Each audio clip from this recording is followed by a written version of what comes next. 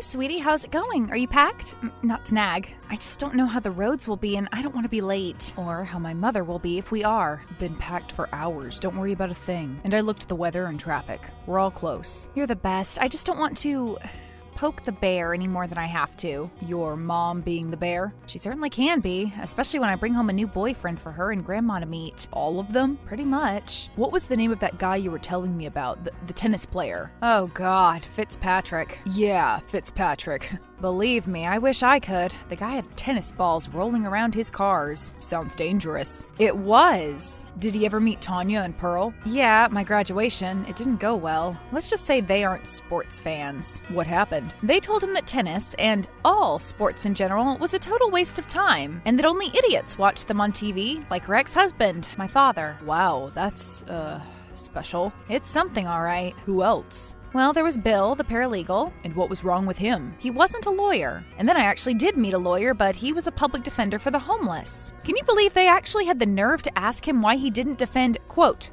real people? Well, I'm sure they'll be impressed with a humble graduate student working part-time at a bakery. I know. I'm sorry. Although, who knows? They're totally unpredictable. Have they ever actually liked any of your boyfriends? One, a cop. Oh, I see. But Pearl decided she hated him when he said he wouldn't make her traffic tickets disappear. That grandma of yours is a feisty one, but I promise you I can handle myself. They can judge me all they want. All that matters is how we feel about each other. Oh, sweetie, bless your heart. Uh-oh. If they get even a whiff of fear, they will eat you alive. Well, it's a good thing we're bringing the gravy. This is no joke, and I'm so sorry. But come New Year's, we'll be gone, and I promise you'll never have to see them again. And I'll love you forever and ever and ever and ever. I thought you were going to do that anyway. Nah, I was lying then. Well, thanks for telling me. We'll get through it. I know we will. It just makes me so sad. I mean, your parents love me. They're so cool and kind and understanding, and they made me feel so welcome and at home on Thanksgiving. Honestly, I don't even feel at home in my mom's house, and I grew up there. I'm sorry. I got lucky with my parents. I feel kind of guilty about it sometimes. Me having a cool family and yours being so screwed up. But your dad is cool. My dad is freaking awesome. Have you talked to him yet? No, I'll have to text him from Mom's. Think they'll want to talk? Has hell frozen over? Not yet, but the weather guy just said that Lake Twilight has. Oh jeez, that's just great. Yeah,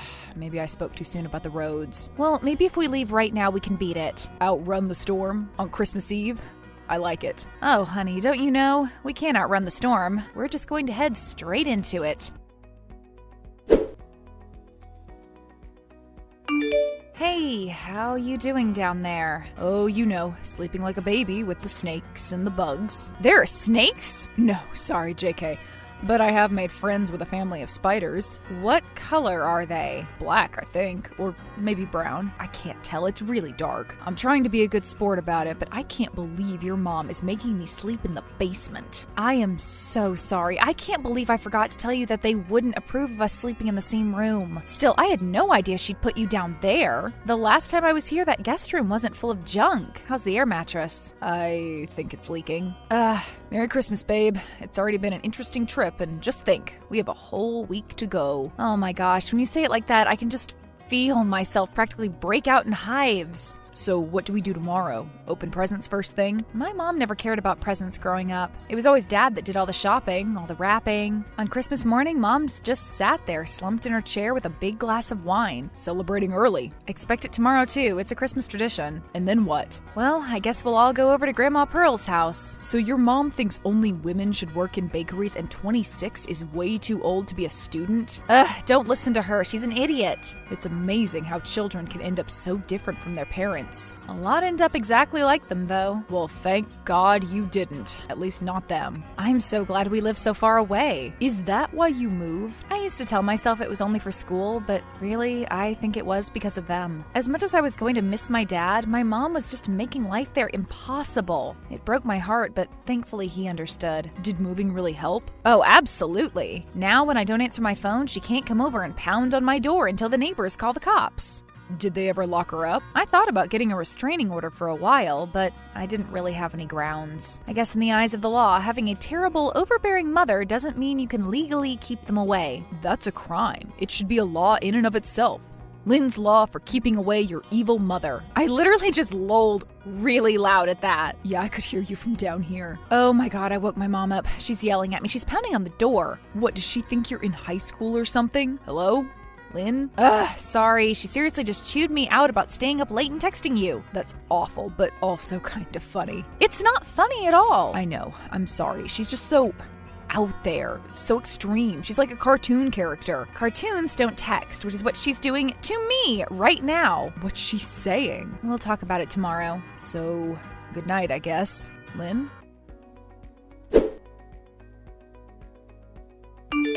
Lynn, are you still typing over there? I feel I can hear you typing. You can hear me typing on my phone from down the hall? Well, yes, you do it very loudly. You've always been a loud typer. Whatever, we were just trying to say goodnight. What do you care anyway? I'm an adult. Because we have a full day tomorrow and you need plenty of rest. Grandma will expect us to help out with the cooking and I can't have you sleeping in. I haven't slept in since high school. Well, we can't risk it. Besides, we have to get up and open presents. Since when do you care about opening presents? Well, I always loved opening presents. I'm surprised you even remember ever opening any. Now, what is that supposed to mean? I mean your traditional Christmas morning bottle of Chardonnay. Oh, would you stop judging me already? I have no idea how I raised such a judgmental child. Oh, you have no idea, do you? You are the most judgmental person I have ever met. Well, you'll have to do better than that. Oh, you want an example? I believe I'm owed one. How about treating every boyfriend I've ever had like crap? Have you ever wondered why you've only met any of them once? Well, I assume they finally saw what a nasty woman you are and then dumped you accordingly. I can't believe my own mother is talking to me like this. Well, when you act like a child, expect to be treated like a child. And that's why Dad left you, because all you did was treat him like a child. Please, Lynn, I don't want to get into a huge argument just before bed. You pounded on my door. You texted me because I was trying to get some sleep and the constant clicking of those nails was driving me crazy. Then you're hearing things because I don't have any nails. Of course, you never took after any of my physical traits. Thank heavens for that. Oh, please, our side of the family puts your fathers to shame. Dad doesn't need anyone to tell him he should be ashamed of anything. Speaking of your father, how is Johnny? Are you two still talking? Of course we're still talking. Well, how should I know? I haven't spoken with the man in nearly 10 years. Why did you two stay together so long? Well, that was him, the soft old fool. He wanted to stay together for you until you were 18. He thought it would be easier for you that way. I told him she knows as well as anyone that we're miserable. A divorce would be best for all of us. One of the only things we've ever agreed on. But you know him. You always came first. Lynn, Lynn, Lynn. You were all I ever heard about. Well, I am your child. That may be true, but children should be seen and not heard. That's what your grandmother taught me, and that's what I've tried to teach you. But what about being kind? Kind? To who? To me? Kind and supportive. Oh, supportive of what, darling? That silly little hobby you call a career? What is a service dog trainer anyway? Do you even get paid for that? Cleaning up doggy poo all day? No. Not for me, thank you. I'm sorry, but I can't be supportive of that. How about supportive of just one of my boyfriends? You've been awful to all of them. You're being awful to Jay. Oh, come off it. How am I being mean to Jay? Did he tell you that? What a big baby crying to his girlfriend that her mommy was mean to him. I can see it for myself, you and Grandma, demeaning him for being a student, telling him only women should be allowed to work at bakeries. We didn't say allow, we just said it was unusual for a man. A man to what?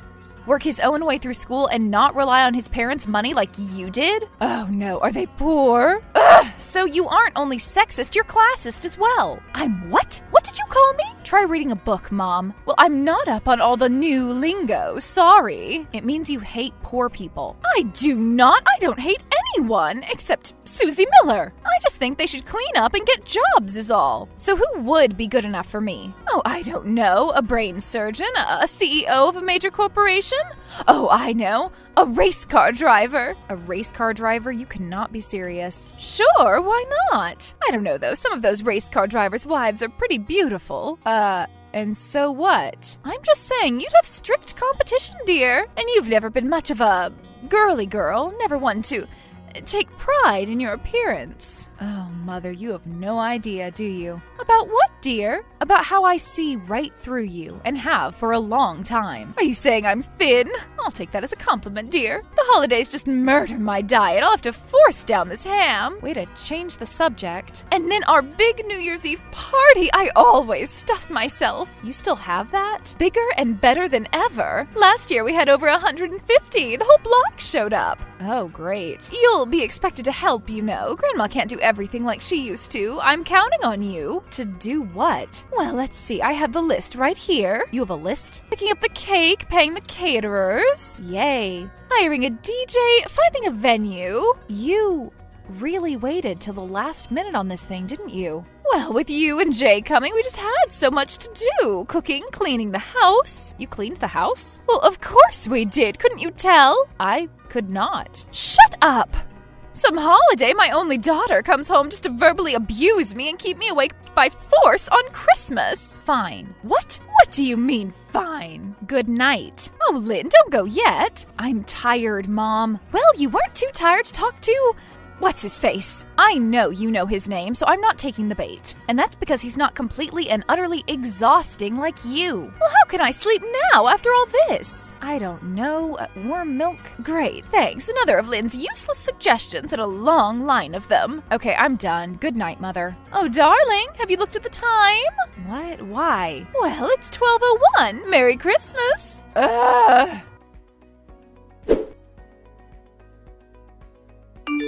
Hey, honey. A belated Merry Christmas to you and Jay. Just got back from the mountains and I finally have cell service. Oh, Daddy, it's so good to hear from you. You too, kid.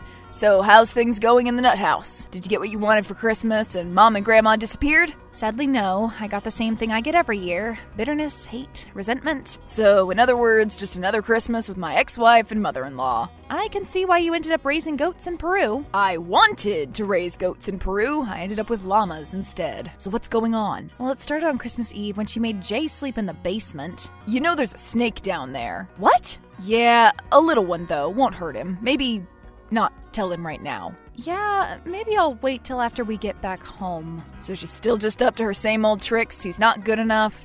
Job sucks, family sucks, everything about him sucks. That's her MO. You know what to do by now. Best to just ignore her. Keep your heads down, keep a fake smile plastered on. Just grin and bear it till after the party. Yeah, the party. I assume she's still throwing her New Year's Eve bash. The planning always took her all month. Yeah, except she's making me plan it all, and in just a few days. The DJ, the venue, everything. Well, isn't everything booked? Yes, we're having it at that crappy ballroom off the highway. The Two Seasons? Oh no. Yep.